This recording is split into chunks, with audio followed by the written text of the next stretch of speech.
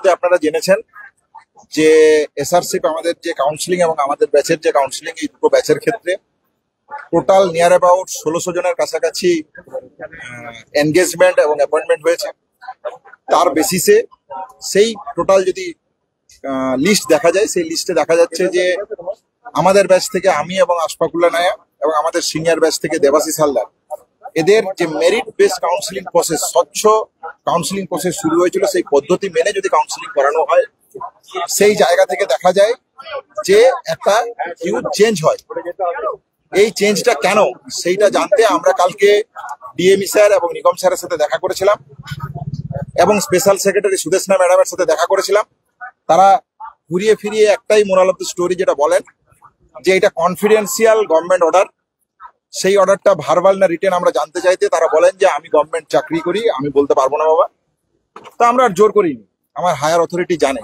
নিগম স্যারের কাছে যখন হায়ার অথরিটি হিসেবে আমরা যাই, তিনি জানান আমরা পার্ট অফ গভর্নমেন্ট, আমাদের যা মনে হবে আমরা তা করব। আমরা এই উদ্ধত্তের জায়গাটাতেই আসতে চাইছি এবং যে স্বচ্ছ নিয়ম পদ্ধতি চালু হয়েছে বিগত 2 বছর ধরে অভয় আন্দোলনের বেস থেকে, সেই পদ্ধতি কেন ফলো করা হচ্ছে না? আমাদের পশ্চিমবাংলার বিভিন্ন প্রান্তে বিভিন্ন জায়গায় যেতে কোনো অসুবিধা নেই, আপনারা যেখানে বলবেন আমরা সেখানেই যাব, কিন্তু স্বচ্ছ মেরিট বেস যে কাউন্সিলিং প্রসেস, মেধার যে যোগ্যতা, সেই যোগ্যতাটাকে ওয়েল অ্যাড্রেস হবে না কেন? দেখা যাচ্ছে দেবাশিস দার ক্ষেত্রে তারা গাজল সাব ডিভিশনাল হসপিটালে, মহকুমা হাসপাতালে পাঠাতে চাইছে, অথচ যখন ভ্যাকেন্সি লিস্ট দিচ্ছে সেই লিস্টে সেই গাজল হসপিটালেই নেই। তাহলে এর সাথে স্বাস্থ্য পরিষেবার দূর দূরান্তে কোনো সম্পর্ক আছে বলে আমরা মনে করি না। যদি আপনার মনে হয় যে গাজল সাব ডিভিশনাল হসপিটালের প্রয়োজন, তাহলে আপনি আবার কাউন্সিলিং প্রসেস শুরু করুন। আরো যদি অন্য কোনো জায়গায় পাঠাতে, আমরা কোথাও পশ্চিমবাংলার যে কোনো প্রান্তে আপনারা পাঠাতে চান, নিয়ম অনুযায়ী যা আছে আমরা সব জায়গায় যেতে চাই। আমরা তো বন্ডেড স্যার, আমি তো বাধ্য 3 বছর গভর্নমেন্টের জায়গায় কাজ করতে। তাহলে তার যে প্রসেস, তার যে নিয়ম, সেই নিয়ম কেন মানা হবে না? মেধার জায়গাকে কেন আপোষ করা হবে? তাহলে এই হচ্ছে আমাদের প্রশ্ন, এই হচ্ছে আমাদের জায়গা। এই জায়গা থেকে কালকে নিগম স্যার দেখা করলেন না। সংবাদ মাধ্যম সূত্রে জানতে পেলাম যে তারা প্রতিলিপি চেয়েছেন, যে কি অভিযোগ। কালকেই যেহেতু অর্ডার বেরিয়েছিল আমাদের ক্ষেত্রে, আমার এবং আশফাকুল্লাহ নায়ের ক্ষেত্রে, দেবাশিস দা কালকে তার প্রতিলিপি দিয়ে গেছে। আজকে আমাদের পক্ষ থেকে আমি এবং আশফাকুল্লাহ নায়া ডিএমই স্যার, প্রিন্সিপাল সেক্রেটারি এবং ওএসডি স্পেশাল সেক্রেটারি স্যারের উদ্দেশ্যে আমাদের প্রতিলিপি, আমাদের যা বক্তব্য, সেই বক্তব্য জানিয়েছি। আপনারা কালকে আমাদের যাবতীয় কর্মসূচি দেখেছেন। আইনি পথেও আমরা এক্সপ্লোর করছি। যাবতীয় যা সিদ্ধান্ত নেওয়া হবে এই অনৈতিক পোস্টিং এর বিরুদ্ধে, আমরা আইনি পদক্ষেপ যেভাবে নেওয়ার, এবং সারা পশ্চিমবাংলা জুড়ে যে মেধার যে গ্রহণযোগ্যতাকে স্বাস্থ্য ভবন দুর্নীতির জন্য কেন করতে চাইছেন না, আজকে 3 জনের করেছেন, কাল বাকি 10 জনের করবেন, পরের দিন আর 20 জনের করবেন। তাহলে এই তো তার উদ্দেশ্য, এই জন্যই তো আমরা গ্রুপের ভাষা ভাঙতে চেয়েছিলাম। তাহলে এই জায়গাটা থেকে আমাদের সুনির্দিষ্ট বক্তব্য, আমরা এর যাবতীয় যা পদক্ষেপ করার, আন্দোলনের রাস্তা, আইনি রাস্তা সব খোলা রাখছি।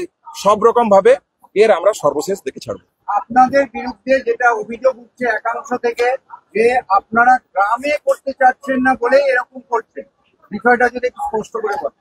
পশ্চিমবাংলার যে কোনো প্রান্তে, সুন্দরবন, কালিম্পং, ডুয়ার্স, আর যা যা নাম আপনাদের এই মুহূর্তে মনে পড়ছে, যেগুলো দূর দূরান্ত প্রান্তিক বলে মনে হয় আপনাদের, যে কোনো জায়গায় আমরা যেতে রাজি আছি।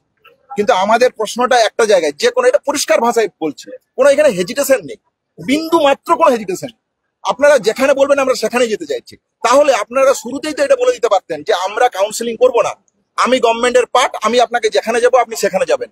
এই জিনিস বিগত 4-5 বছর আগে এসআরসিপ এর ক্ষেত্রে হয়েছে, এটা নতুন কিছু নয়। কিন্তু যে কাউন্সিলিং প্রক্রিয়া শুরু হয়েছিল, সেই কাউন্সিলিং প্রক্রিয়া বিগত 2 বছর ধরে কন্টিনিউ হচ্ছে। তাদের পরিষ্কার 2003 সালের স্বাস্থ্য ভবনের নোটিফিকেশন আছে, তারা বলছে যে আমরা through counselling, merit based counselling এর বেসিসে এই প্রক্রিয়া করব। তাহলে তারা এই কথা বলছেন কেন? তাহলে এই স্বচ্ছতার ভাবমূর্তির মুখোশ করে থাকার তো দরকার নেই। তাহলে আপনারা পরিষ্কার বলুন যে অনিকেত তোমাকে কালিম্পং পাঠাবো, পাঠিয়ে দিন, আমার তো কোনো আপত্তি নেই। বিগত 4-5 বছর আগে এই জিনিসই হতো। তাহলে শাসনের যে শাসক দলের যে স্বজন পোষণ, সেই স্বজন পোষণ থেকেই তো আমরা মুক্তি চাইছি, স্বচ্ছতা চাইছি। 2023 সালে সেই যে সদ্গতি হয়েছিল, তা আজকে এই 3 জনের ক্ষেত্রে 1600 জনের মধ্যে কেন তাদের এই সদ্গতি তাদের ফিরে পেল না?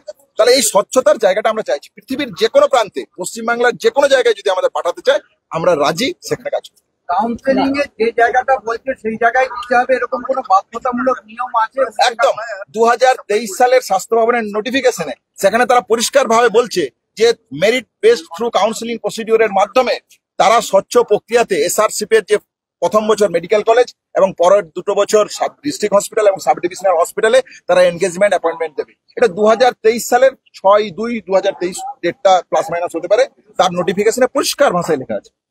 না, গ্রামের ব্যাপারটা আমি আবার বলে দিই।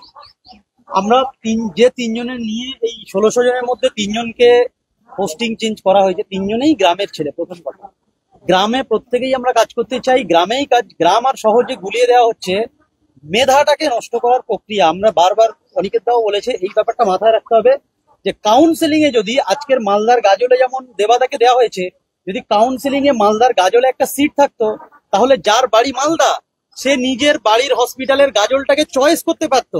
তাহলে যার বাড়ি মালদা তাকে সুন্দরবন হসপিটালে চয়েস করতে বাধ্য হতে হতো না। তাহলে যখন কাউন্সেলিং হলো তখন মালদার গাজলে কোনো সিট নেই, আর আপনি এখন কাউকে নিজের ইচ্ছা মতো ওখানে পাঠিয়ে দিচ্ছেন, কাউন্সেলিং প্রসেসটাকে ভায়োলেট করার চেষ্টা করছেন। কাউন্সেলিং প্রসেসটাকে নষ্ট করার যে প্রক্রিয়া হচ্ছে, যে বা যারা এই গ্রাম শহর থেকে গুলিয়ে দিচ্ছে, চিকিৎসক হিসেবে আমরা বারবার বলছি, গ্রামের মানুষ শহরের মানুষ সবই চিকিৎসা করা হয়। শহরের হসপিটাল মানে medical college, Kolkata RG Kar college, RG Kar medical college মানে সব শহরের মানুষ ট্রিটমেন্ট করে তা নয়। এগুলোতে যদি আপনারা যান দেখতে পাবেন সব গ্রামের মানুষরাই ট্রিটমেন্ট করেন, গরিব মানুষরাই হচ্ছে আপনার ট্রিটমেন্ট নিতে ওখানে আসে। তাহলে ট্রিটমেন্টের প্রক্রিয়াতে গ্রামের মানুষ আর শহরের মানুষের কোনো পার্থক্য নেই, যেহেতু এটা সরকারি হসপিটাল। এই জিনিসটা কথা বলার প্রয়োজন নেই মনে করিনি আমরা। কালকে ডিএমই স্যারের সাথে এবং নিগম স্যারের সাথে যা কথা বলেছি তাতে আমরা বুঝে গেছি যে তাদের কাছে এর কোনো সদুত্তর বা প্রত্যুত্তর নেই। গভর্নমেন্টের কনফিডেন্সিয়াল অর্ডার, এই কনফিডেন্সিয়াল অর্ডার ভার্বাল না রিটেন না কি কেউ জানে না।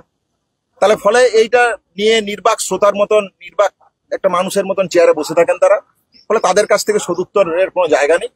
আন্দোলনে একমাত্র পথ, আন্দোলনের রাস্তা, আইনি পরামর্শ নিচ্ছি, সেই অনুযায়ী যাবতীয় যেভাবে পদক্ষেপ হবে আলোচনা হচ্ছে, আলোচনার মাধ্যমে যেমন হবে আমরা আমাদের ডিসিশন আপনাদের কাছে। স্বাস্থ্য দপ্তর দুর্ভাষা বলে স্বাস্থ্য ভবনের সামনে মোস্তফা নাবি নিয়ে দৌড়ে অবস্থা রয়েছে, যেখানে মুখ্যমন্ত্রী এসেছিল, তার সঙ্গে বৈঠকও হয়েছিল।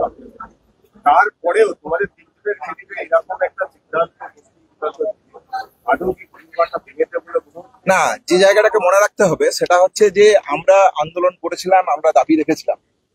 এটা আপনার প্রশ্নের যথেষ্ট প্রাসঙ্গিকতা আছে এবং এটা সত্য যে এই যে প্রতিহিংসা পরায়ণের যে জায়গা, সেই জায়গাটা এখনো চলমান, এখনো বিদ্যমান। এই যে প্রতিহাংশ দখল করার জন্য দেখুন, এইদিকে সংখ্যা দেখুন আর এইদিকে সংখ্যা দেখুন, এই সংখ্যা দেখলেই সেই জায়গাটাকে দিনের আলোর মতন পরিষ্কার হয়। 160 জনের মধ্যে খুঁজে খুঁজে 3 জন, কিসের বেসিসে? আমরা কি এমন 1600 জনের মধ্যে 3 জন, কি ক্যাপাবিলিটি, এক্সট্রা ক্যাপাবিলিটি কি আছে? তাহলে সেটা ডিফাইন করতে স্বাস্থ্য ভবন, যে একজন অ্যানাস্থেটিস্ট হিসেবে আমার এক্সট্রা কি কারিকুলার অ্যাক্টিভিটি আছে যে আমি রায়গঞ্জ মেডিকেল কলেজে গেলে এই ধরনের কাজটা করতে পারবো, বা আশফাকুল্লাহ ইএনটি সার্জন হিসেবে পুরুলিয়া মেডিকেল কলেজে গেলে করতে পারবো। তাহলে স্বাভাবিকভাবে এই যে স্বজন পোষণ থেকে শুরু করে যে প্রতিহিংসা পরায়ণ, এর বিরুদ্ধেই তো নাগরিক সমাজ থেকে, সাধারণ মানুষ থেকে, জুনিয়র ডাক্তার, সিনিয়র ডাক্তার সবাইকে মিলে ঐক্যবদ্ধ যে আন্দোলনের জায়গা আমরা রেখেছিলাম, সেই তারই প্রস্তুতি আমরা নিচ্ছি। এবং আমাদের পার্টিকুলার এই বিষয়টা নিয়ে আইনি পরামর্শ থেকে শুরু করে আন্দোলন যেভাবে যারা গ্রামের চিকিৎসার কথা বলছেন, 2-3 বছর হয়ে গেল এমবিবিএস পাস করার পরেও আমাদের জুনিয়র বন্ধুরা তারা জিডিএমও প্লেসমেন্ট হচ্ছে না বলে বসে আছে। হাজার হাজার ডাক্তার তারা বসে আছে, যাদের গ্রামে অ্যাকচুয়ালি প্রাইমারি হেলথ সেন্টার থেকে শুরু করে একেবারে প্রত্যন্ত সাব সেন্টার গুলোতে যাদের প্লেসমেন্ট হওয়ার কথা, জিডিএমও রিক্রুটমেন্ট হচ্ছে না, আপনার নার্সিং রিক্রুটমেন্ট হচ্ছে না। গ্রামের পরিষেবা মানে যে একজন ইএনটি সার্জন কিংবা একজন অ্যানাস্থেসিস্ট গিয়ে আপনার সাব সেন্টারে বসে প্যারাসিটামল লেখা নয়। একজন ইএনটি সার্জন যেখানে ইএনটি সার্জারি হয় সেখানে যদি কাজ করতে পারে তাহলেই ভালো হবে। একজন অ্যানাস্থেসিস্ট যেখানে অপারেশন হয় সেখানে করলেই ভালো হবে। তাহলে গ্রাম শহরের এই মিলিয়ে একটা গুলিয়ে দেওয়ার প্রচেষ্টা, বারবার বলছি যে গ্রামের মানুষ শহরের মানুষ বলে কিছু নয়। সরকারি হসপিটালে প্রত্যেকটা মানুষের এরকম সুযোগ করে দিতে হবে যে বড় লোক হলেও সে সরকারি হসপিটালে স্বাচ্ছন্দ্য বোধ ভাবে আসবে। আজকের হসপিটালে কি অবস্থা হয়েছে, একটু ধনী মানুষ পয়সা থাকলে সরকারি হসপিটালে আসতে চায় না, সেখানে দেখবেন নোংরা, বেড নেই, আপনার থুতু ফেলা আছে। কেন? সরকারি হসপিটালে যে কি চিকিৎসা ব্যবস্থায় কোনো টাকা অ্যালোকেট হয় না? আমাদের ট্যাক্সের টাকা কি এখানে দেওয়া হয় না? 20,000 কোটি টাকার স্বাস্থ্য ব্যবস্থা, সেখানে আজকের এই হালটা কেন? সেই হালটা নিয়ে যখন আমরা বলতে আসছি, আমাদের বেছে বেছে কয়েকজনকে ট্রান্সফার করে দেওয়া হচ্ছে। আমরা আবার বলেছি, এখনো বলছি, ভবিষ্যতেও বলবো, 3 জনের ট্রান্সফার পছন্দ অপছন্দ এখানে ম্যাটার নয়। মেরিট বেস যে কাউন্সেলিং, সেই কাউন্সেলিংটাকে এখানে নষ্ট করে দেওয়ার প্রচেষ্টা চলছে। এবং সেই সঙ্গে স্বাস্থ্য ব্যবস্থার যে উন্নতির যে প্রচেষ্টায় মানুষ আপামর জনতা প্রতিবাদ করছে, সেই প্রতিবাদকে থামিয়ে দেওয়ার প্রচেষ্টা করছে। Thank you. বিরুদ্ধে অভিযোগ তো এখনো রয়েছে, তারা সচেতনভাবে কাজ করছে না। আমরা আছি তো, আমরা মরে যাইনি তো। এই মুহূর্তে দেখুন, স্বাস্থ্য সচিবের পদত্যাগটা আমাদের প্রথম দিনের দাবি, যে এই স্বাস্থ্য সচিব যে অযোগ্য, এই স্বাস্থ্য সচিব যে তার কারিকুলাম, নর্মাল কারিকুলাম, মানে নর্মাল যে প্রোটোকল, সেই রুলই বলতে পারছেন না, যে আপনারা কেন। তাহলে এই তো আমাদের দীর্ঘদিনের দাবি। আমরা তো এখনো মনে করি যে এই যে ভিন্ডিকটিভ আচরণ, এই ভিন্ডিকটিভ আচরণ কিসের পদক্ষেপ? তাহলে এই আন্দোলনের জায়গা থেকেই তো প্রতিহিংসা, রাজনৈতিক প্রতিহিংসা আমরা কেন বলছি? কেন আমরা বলছি যে স্বাস্থ্য ভবনের বিরুদ্ধে, কেন এই 1600 জনের মধ্যে 3 জনের কারণ কি? তাহলে এই যে কনফিডেন্সিয়াল গভর্নমেন্ট অর্ডার, এটা কি মিন করে, কি জায়গা থাকে? তাহলে স্বাভাবিকভাবেই এই দাবি তো কেন থাকবে না আমাদের? সব সময় এই দাবি আছে। এবং শুধু এই দাবি কেন, আমরা আরো যে একগুচ্ছ দাবি করেছিলাম, সেই দাবি অবশ্যই থাকবে।